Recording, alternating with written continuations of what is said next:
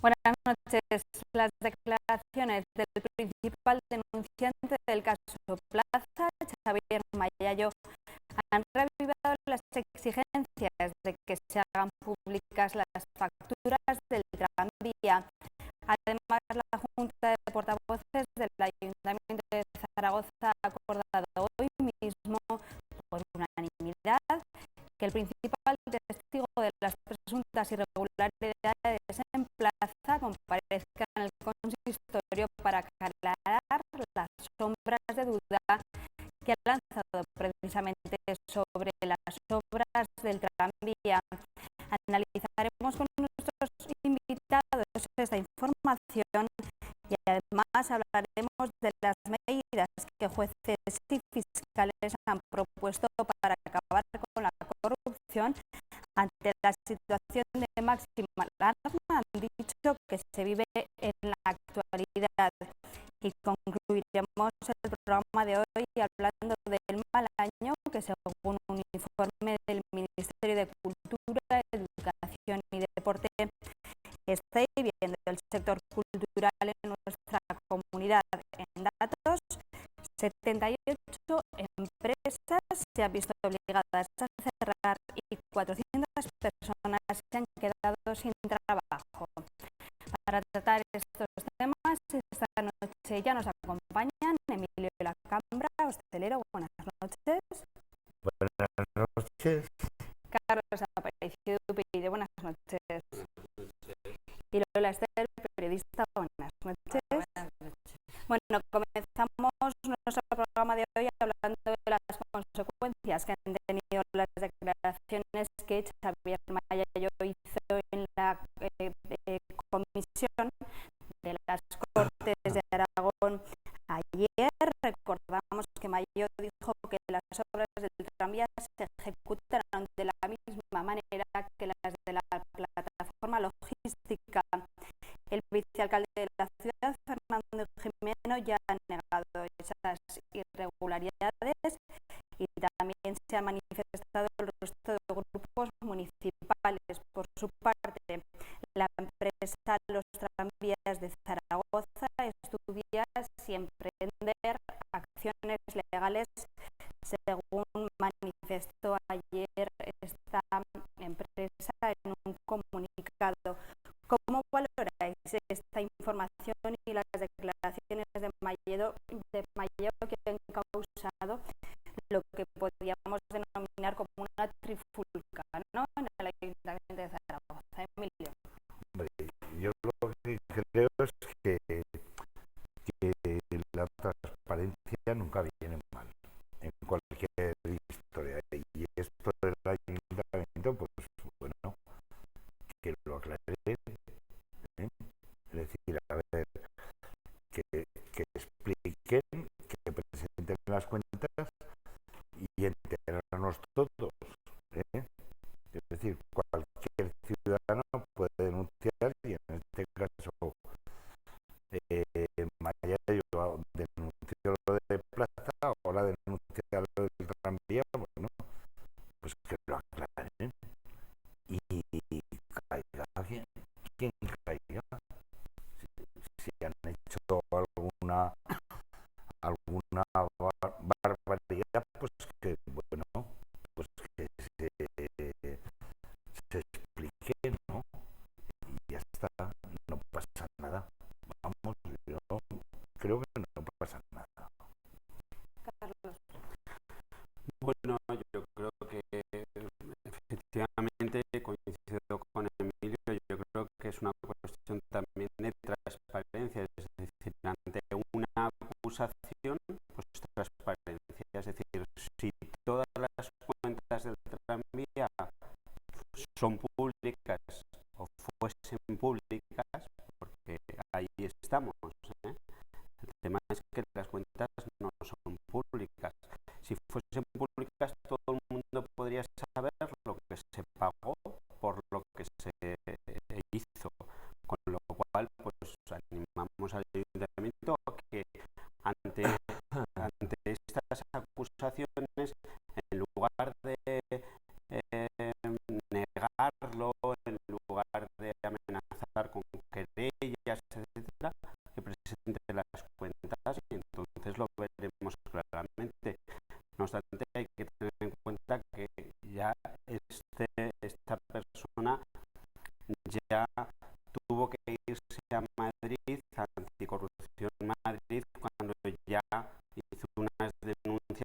sobre obras que se están produciendo irregularidades en plaza. Es decir, y al final parece que tenía razón. Yo no estoy diciendo que las tenga en este caso, pero desde luego al menos hay que darle también, tenemos que tener cuidado porque a lo mejor lleva razón. Por lo tanto, el ayuntamiento lo que tiene que hacer es transparencia. Esto es lo que tiene la transparencia, es decir, si un ciudadano denuncia, bueno, pues como es un dinero público, pues tenemos el derecho a saber realmente lo que ocurrió, por lo tanto que presenten las cuentas. Lola, yo es que, no sé, cuando digo un montón de veces que todo no vale, en este caso lo digo también, este ciudadano no ha acusado, no ha denunciado, ha sembrado la duda, que no es lo mismo. Entonces,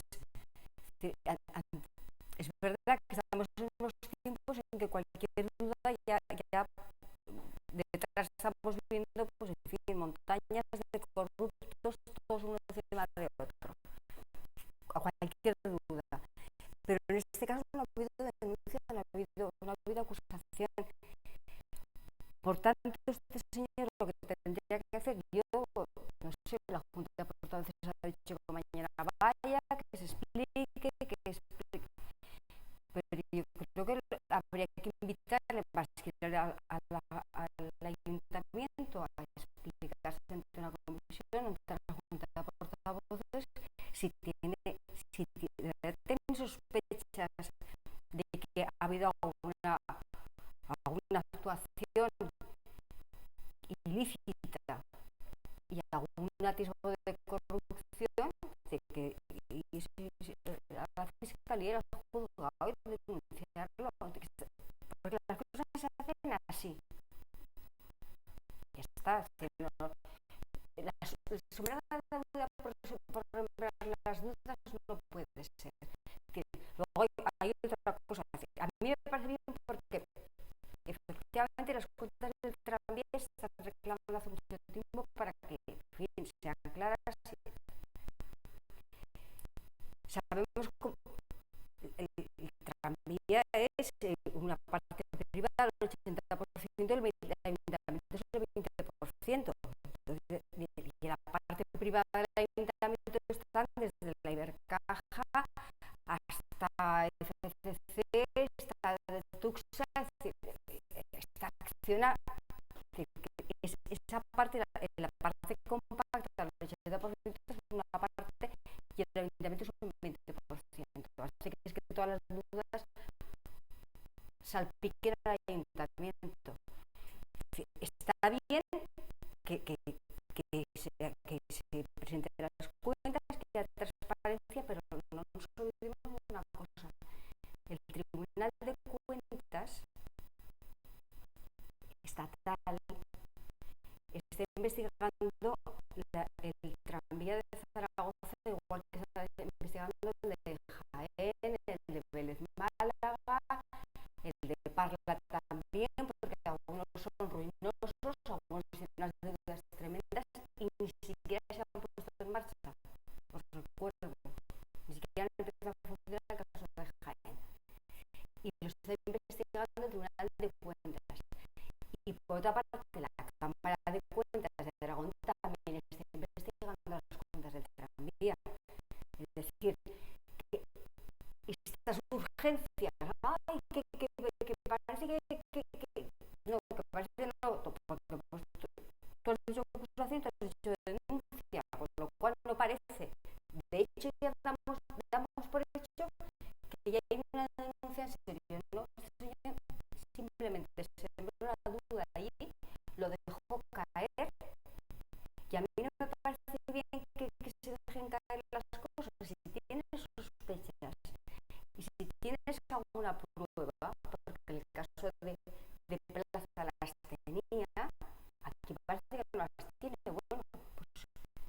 vete a la fiscalía, vete donde tienes que ir. Y no siempre es dudas. Emilia. Sí, suscribo lo que dice, que bueno, pero de todas maneras, la transparencia yo creo que es buena en sí, es decir, si las cuentas públicas de las instituciones aparecen, no deben por qué aparecer estas historias, y cualquier loco puede hacer la denuncia que quiere. De hecho se hacen denuncias en Facebook, cuelgan historias que la mitad de ellas son mentiras, es decir, acusan a gente sin tener documentación ni información, pero bueno, juegan a eso, la red, eso es lo que tiene, que no te puedes fiar de lo que cuelgan ahí. En este caso, pues efectivamente, como dice Lola, si este ciudadano tenía verdaderamente sospechas de que estaban haciendo, a denunciarlas a la fiscalía, pero vamos, yo repito,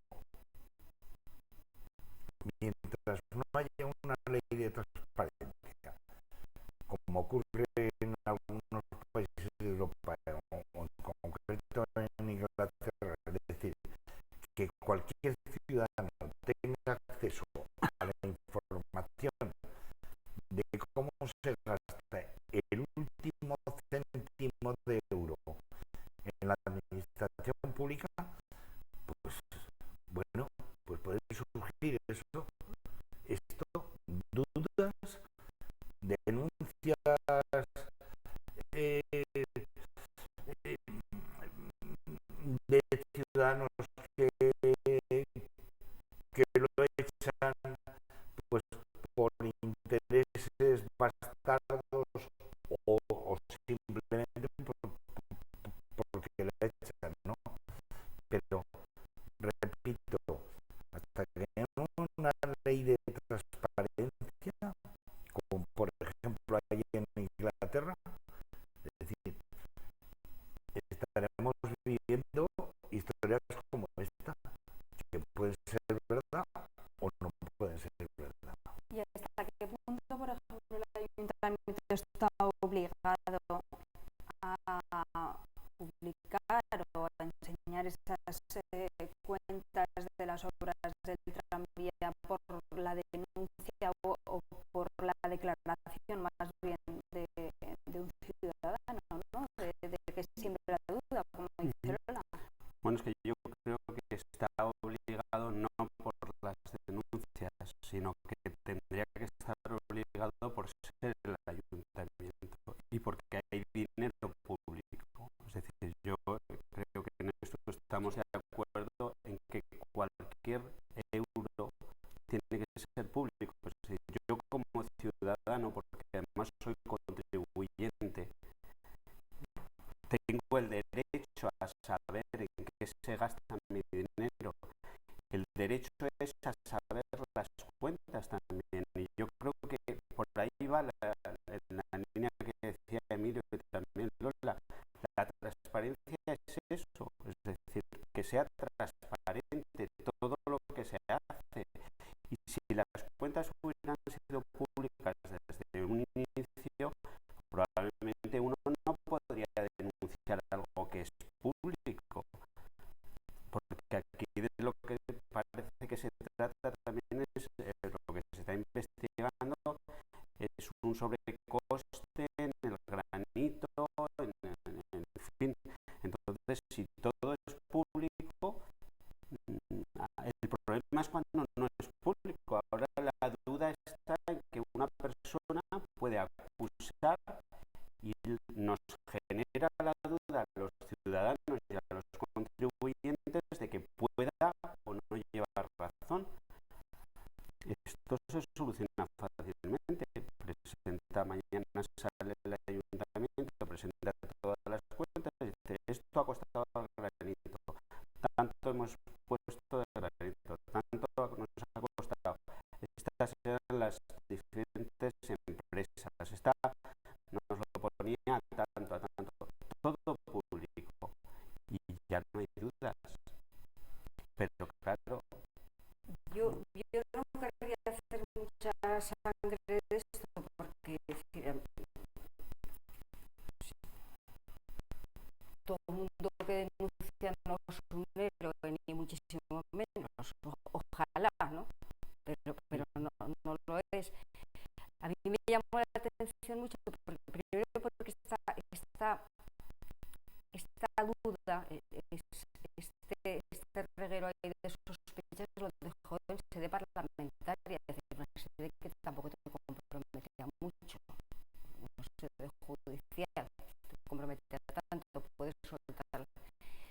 Pero me llamó la atención que en el caso de Plaza, él dice, yo como me veía tostada, guardé mucho, tengo muchos papeles y precisamente pude hacer una acusación en condiciones porque yo guardaba todo, lo explico. Y sin embargo dice, no, es que yo veía pero no guardé nada. Bueno, pues en fin, es algo que a mí me llama mucho la atención porque me merece todo el respeto del mundo una persona que efectivamente ve que el dinero público está haciendo un mal uso y lo denuncia. Perfecto. Ahora, ese rigor y esa valentía y tan echado para adelante que fue en el caso de Plaza, que dijo todo lo que veo mal, yo me quedo papeles y puedo denunciarlo, caramba, ya me fastidia que en el otro caso, si lo has visto no lo guardes, con lo cual una de dos, o nos tenemos que enfadar muchísimo porque sospecha de algo y no se queda pruebas, o resulta que es que no tiene pruebas porque no las sabía. Entonces, eso también me da pena dejar claro, porque digo, porque hay héroes que en fin, no. Sí, lo que pasa es que en el caso de este señor, que insisto, yo creo que, bueno, pues él ha dejado caer algo, a mí me parece mal, es decir, si realmente tiene pruebas o tiene conocimientos, porque a lo mejor no tiene las pruebas, pero tiene los conocimientos, pues debería haberlo dicho, pero no nos olvidemos, este señor en el tema de Plaza intentó, lo habló con sus superiores, con los responsables, después fue a un responsable político, según él, es decir, lo intentó y no se le hizo ningún caso hasta que no fue a Madrid. Por lo tanto, yo creo que también hay que proteger, digamos, a la persona que en un momento dado denuncia algo, una irregularidad. A Madrid este señor fue con pruebas, fue con papeles, os dijo dónde estaban. De hecho, recordar que en fin, entró la policía judicial, la sacó a recoger papeles en un montón de sitios. Claro, por eso aquí el ayuntamiento lo mejor que puede hacer es presentar los papeles y pero cuando ese ciudadano dice, yo ya dije, yo advertí, depende, o sea, yo como periodista me han contado a veces montones de cosas que, oye, si no me das pruebas yo no puedo decir nada y me están... A los periodistas nos cuentan montones de cosas que si no las puedes probar no puedes decir nada. Pero claro. existiese una verdadera ley de transparencia, no habría ningún problema. Es decir, porque lo que él dice sería fácilmente contrastable con lo que aparece publicado por el ayuntamiento. De todas maneras, del tema de la corrupción, los que somos ya mayores nos comparan esta época con la época de Franco, suelen compararla, es decir, en la época de Franco no, en la época de Franco se robaba infinitamente más que ahora, pero eso no nos lo contaba nadie, porque hacíamos, sobre todo a los hombres, hacíamos el servicio militar y veíamos lo que pasaba, es decir, veíamos cómo robaban a mano armada, pero cosas pequeñas, o sea, es decir, y yo me imaginaba a un capitán llenando su coche de gasolina en el surtidor del cuartel, que lo pagaba el ejército, y decía, bueno, pero nos conquistamos una democracia para acabar con esto. claro, Entonces, lo que claro, no puede ser es eso, conquistar una democracia para seguir haciendo las mismas claro, lo que guarrerías. pasa es que ahora, cuando salen estas historias, a veces es una añoranza de los tiempos pasados, y añoranza de los tiempos pasados para nada.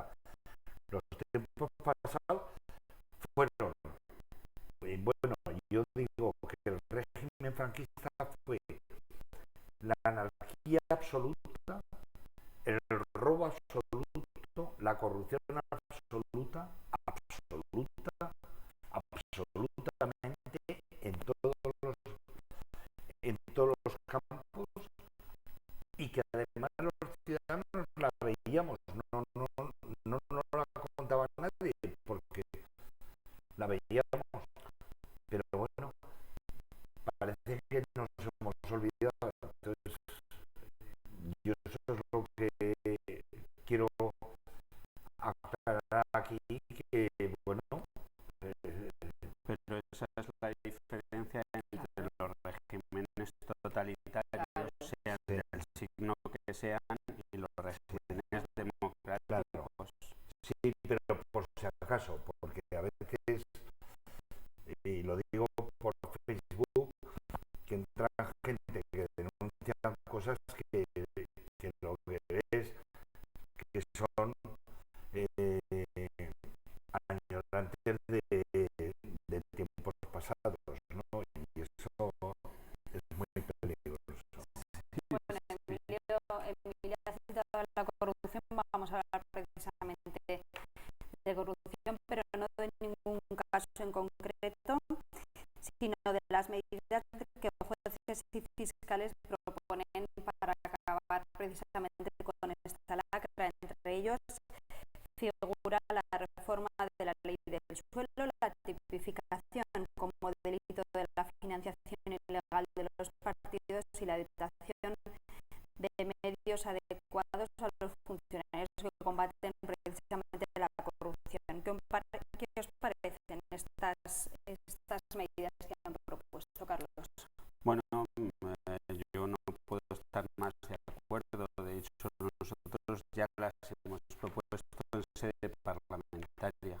Es decir, las mismas, en su gran mayoría, ya las hemos propuesto. Es decir, no ahora, sino hace un año, y obtuvimos 18 votos a favor y 178 en contra, 108 abstenciones.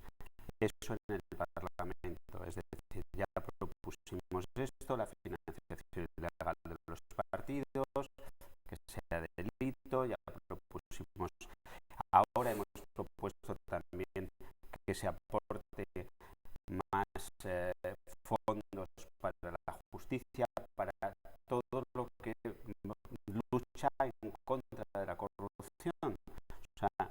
Entonces nos parece muy adecuada. Yo desde luego estoy muy de acuerdo y espero que los partidos que pueden hacerlo tomen nota, porque estamos en una situación de emergencia y si no toman nota, pues realmente estaremos con un problema grande.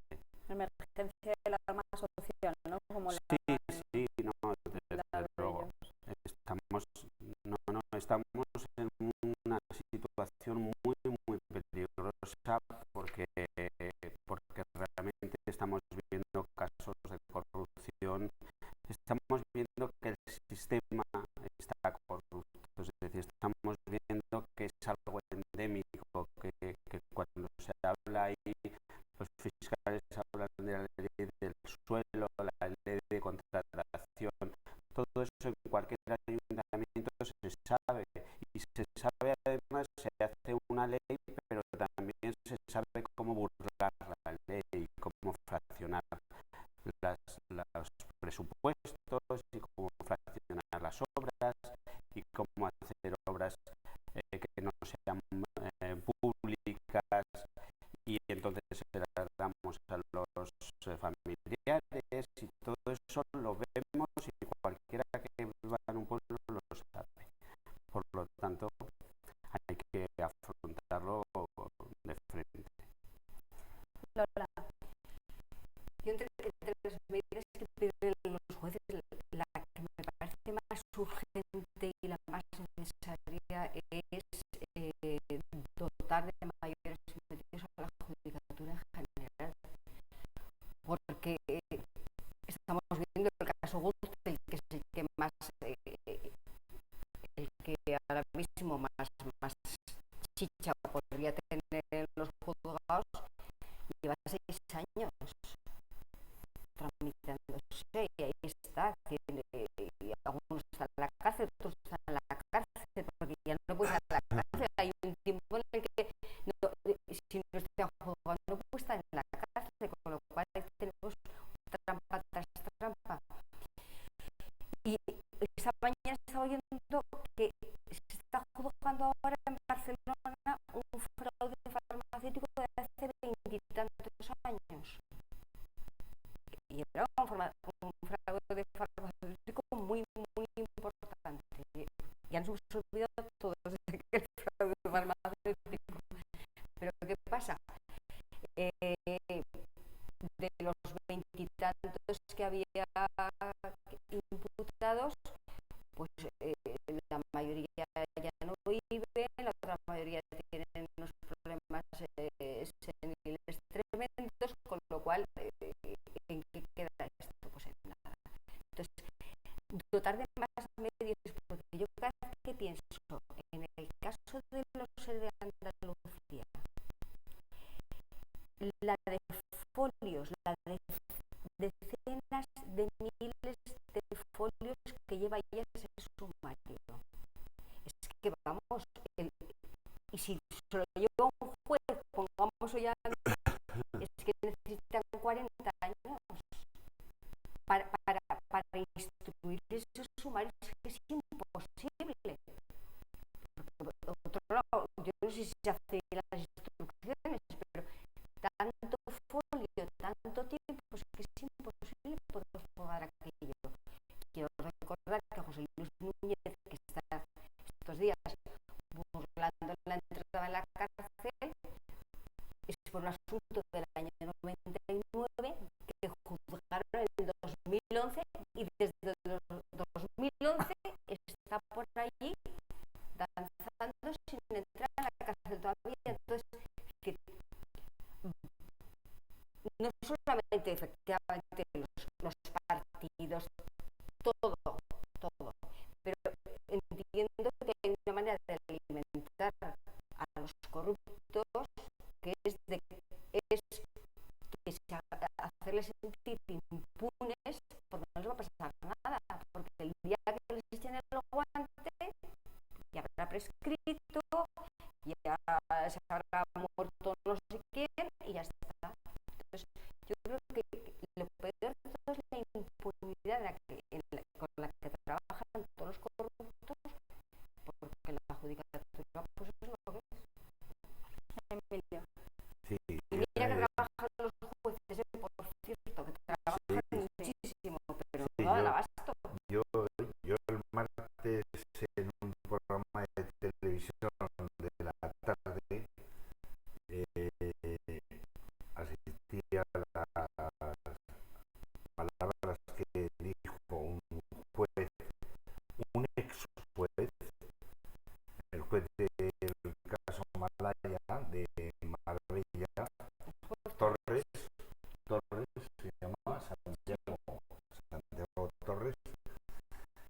que explicó perfectamente, además lo entendí de maravilla, lo explicó de maravilla, de los problemas que tienen los jueces en estos momentos.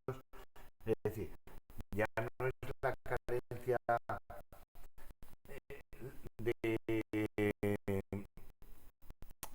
de ellos de tiempo, porque primero hay muy pocos jueces en España con referencia a Europa, hay un porcentaje de jueces por población que es uno de los más bajos de Europa, exigen más, pero sobre todo lo que exigen son tener a su disposición peritos para poder analizar los nuevos delitos. Y la frase esa lapidaria que dijo Lesmes, el presidente del Tribunal Supremo, que dijo, dice, el Código Penal español está hecho para robar gallinas. Efectivamente es que es así, es un código de 1800 y pico, entonces no se ha reformado, pero es que además, quiero decir, los jueces ante la nueva delincuencia que hay ahora y la que estamos viviendo, la corrupción, sobre todo la corrupción, no tienen medios para hacerlo. Es decir, pero ni los gobiernos, ni este gobierno, ni el anterior, ni los anteriores han querido mejorar la justicia. Es decir, deberían invertir muchísimo más, dotar de peritajes para que pudieran, por ejemplo, expertos en contabilidad, que sobre todo ahora lo que están apareciendo son delitos económicos, además gravísimos para la vida del país, para la vida de España, y sin embargo no se les dota. Y me hace gracia, es decir, Montoro sale y lo que dice son mamarrachadas, es decir, inspección de Hacienda no solo no aumenta inspectores, sino que los reduce el personal. Sale el señor Alierta el otro día a decir que entre las medidas de los empresarios, pues que hay que meter más inspectores de trabajo, y decir, oiga, hace falta jeta para que usted, que forma parte de las empresas del IBEX, que son las que más defraudan, las que más aparecen en paraísos fiscales, que nos diga que hay que meter inspectores de trabajo. Lo que se tiene que pedir son inspectores de Hacienda, porque hay 70.000 millones de fraude fiscal que las producen las grandes empresas. A mí me produce eso, vamos, un enfado, una irritación, un cabreo de la leche, ¿no? Y me asombra. Pero el juez este lo que dijo además fue muy claro, es decir, necesitamos técnicos que sepan de contabilidad, técnicos que puedan investigar lo que es el crimen organizado. Es decir, porque los jueces, bueno, hacen sus oposiciones, trabajan, pero están absolutamente agobiados de montones de casos que les llegan y que no pueden hacer frente.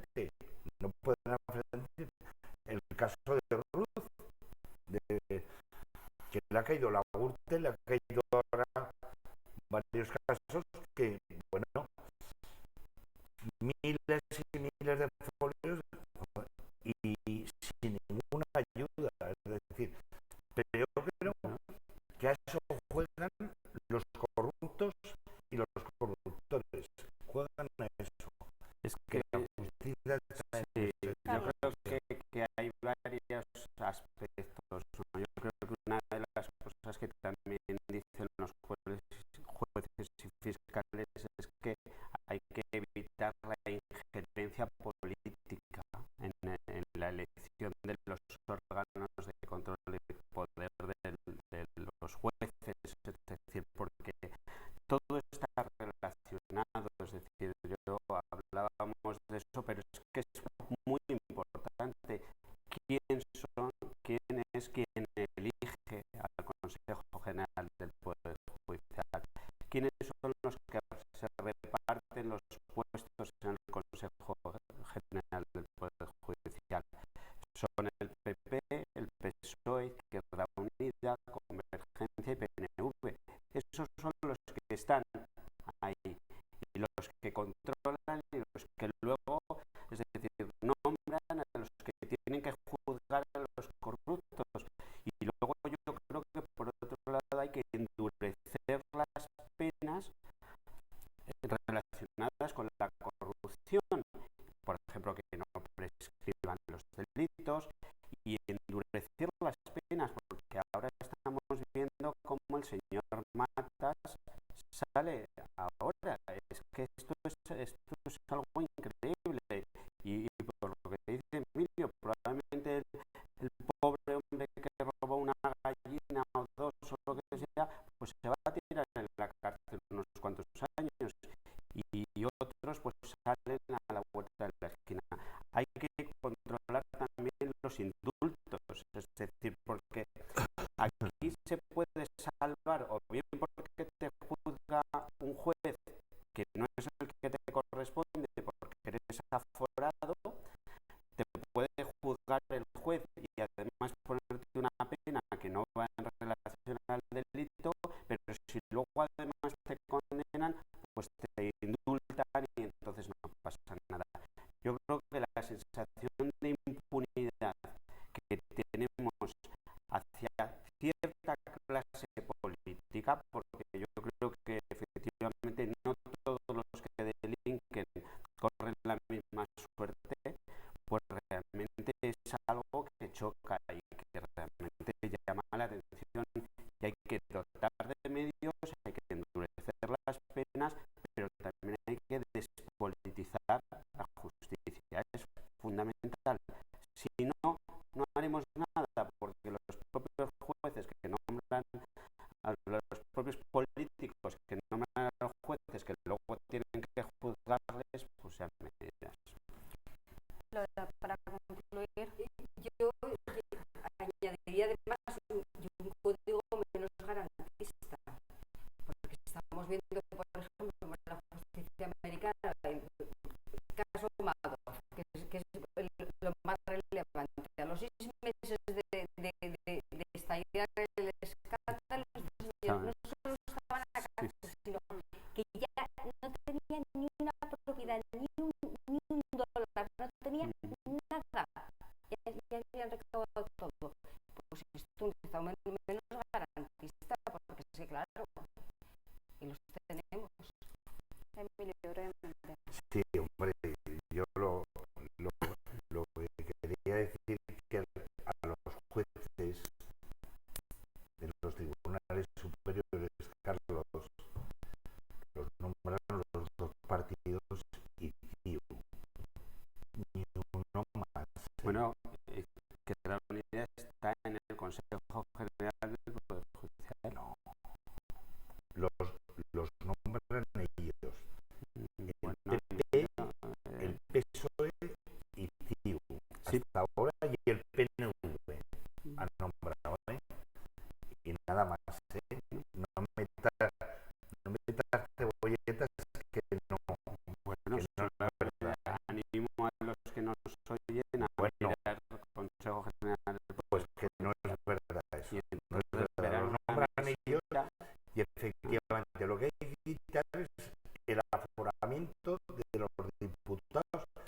y de todos los cargos que en estos momentos son aforos, quitarlo absolutamente. Nosotros Porque creemos efectivamente que todos, pero de todos tienes razón, hasta el rey, tienes razón, cero aforado, hasta el rey. cero aforado. Tienes razón, porque quien los tiene que juzgar son los que los han nombrado, ¿eh? Los que los han nombrado. Pero a mí no me preocupa lo del nombramiento, que sea político, que sea el Parlamento los que los nombre. No me preocupa eso, ¿eh? No me preocupa. Una cosa es el Pero si les Parlamento evita el método de si les quitan el aforamiento a todos, ¿eh? Porque esa es la clave. Es decir, si a mí que he cometido una tropelía me tiene que juzgar un juez que lo he nombrado yo a un tribunal superior, o que quiero aspirar como juez a un tribunal superior, claro que me preocuparé de hay un hecho, al fiscal general del Estado lo nombra el gobierno directamente. Lógicamente el gobierno no va a nombrar a un fiscal general del Estado que sea de ideas apenas a la suya. Ya está. Pero yo creo que la clave está en el aforamiento, es decir, el aforamiento a nadie ni al rey. El juez decano de Zaragoza decía unas declaraciones en el periódico que yo me quedé con él. La corrupción ahora mismo es un cáncer con una metástasis tan extendida que afecta ya a todas las estructuras sociales del Estado democrático. Entonces vamos a poner las pilas porque cuidado, Bueno, estamos quedando sin tiempo. Vamos a terminar nuestro programa de hoy hablando del mal momento que está viviendo el sector cultural en nuestra comunidad. En el último año, 78 empresas culturales han tenido que bajar la persiana y 400 personas se han ido a la calle. Los expertos apuntan a la subida del IVA como la causa fundamental de esta crisis. Brevemente, ¿qué creéis que se puede hacer para acabar con esta situación y que no continúe en el tiempo y siga acabarse con este sector tan tocado? Lola. Pues de entrada rebajar el IVA cultural, porque decir que la cultura sea en este país considerada un elemento de lujo no tiene ningún sentido, porque está pagando más IVA casi que los brillantes. No tiene sentido. Y efectivamente, la gente que se dedica a la cultura, y a escribir libros, y a editarlos, y a hacer conciertos, pues tienen que vivir. Y además no solo eso, es que manejan un negocio tremendo. O sea, solamente el ocio nocturno, que es donde está afectando muchísimo primero la crisis y luego el estacazo que está dando el gobierno continuamente, porque se junta lo uno y lo otro.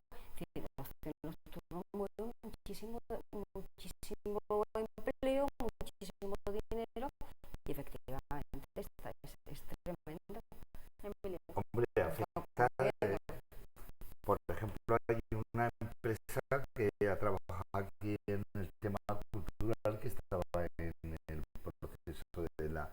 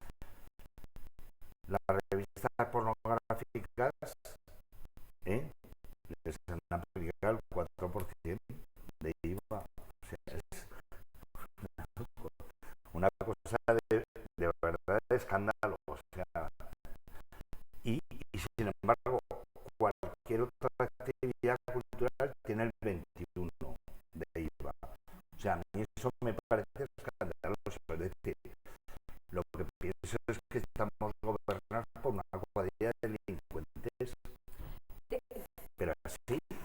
Y en todo caso de incultos. Incultos ya lo sabíamos, Bueno. pero delincuentes. Claro, y luego se sorprende muchísimo cuando un músico de la categoría de chaval pues renuncia a un premio nacional, porque dice, es que lo uno no guarda la relación. Porque me llega a mí 30.000 euros de un premio nacional cuando no gastan ni un euro y encima están haciendo recortes tremendos. Carlos. Bueno, yo creo que por seguir un poco en la línea, estoy de acuerdo totalmente con el IVA reducido y súper reducido para el tema de los libros. Y en el tema cultural, yo creo que también es muy importante separar cultura y política. Yo creo que aquí en este país se ha utilizado mucho la cultura como arma electoral, es decir, aquí se ha subvencionado muchas cosas que realmente no tenían un interés cultural y sobre todo creo que falta profesionalidad, es decir, que sean los profesionales los que dirijan la política cultural en este país, pero con una idea de política.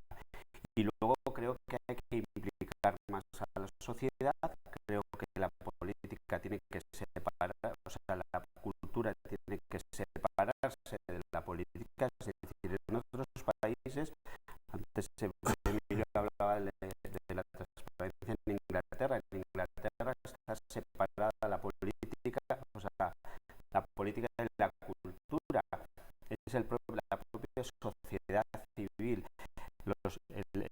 El poder político lo que tiene que hacer es favorecer eso. La sociedad civil, lo que estás pidiendo, que me parece muy bien, eso se logra cuando la sociedad está muy compactada culturalmente. Mientras no lo es, y este país no lo es en absoluto, hace falta desde las instituciones financieras de determinadas actitudes. Porque hay que cultivar pero para promover tejido cultural, es decir, que no sean finalistas, es decir, yo creo que ahora